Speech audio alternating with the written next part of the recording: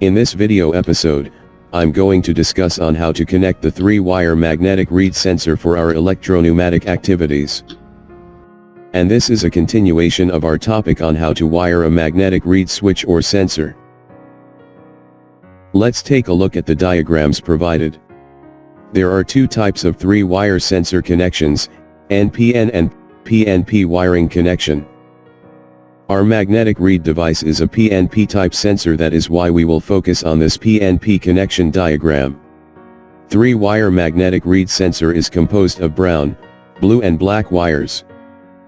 Brown wire to be connected at the positive voltage supply, blue wire at negative supply, and black wire will be the output terminal where the load or control relay is connected. Let's do the wiring connection. The 3-wire magnetic reed device is attached at the retract position of the pneumatic cylinder. Again, here's the 3 color-coded wires. Unlike the 2-wire magnetic reed sensor, the 3-wire device can be tested even without connecting the black wire. Just simply connect the brown and blue wires in our 24-volt DC supply line, and gradually move the cylinder's shaft to activate the sensor. By using a multimeter, you can also check the output voltage at black wire. Once the device is activated, the multimeter reads the expected voltage supply, 24.48 volts DC, that will eventually activates the load control relay. Make sure to connect the black wire at terminal number 14 of the control relay and put a wire at terminal number 13 to be connected to negative supply line. Since we're done with the installation, let's do the testing procedures.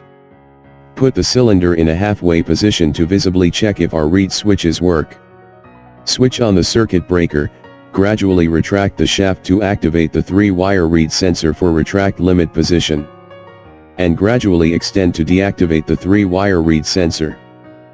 So, that's all on how to install our 3-wire, PNP type, magnetic reed switch or sensor.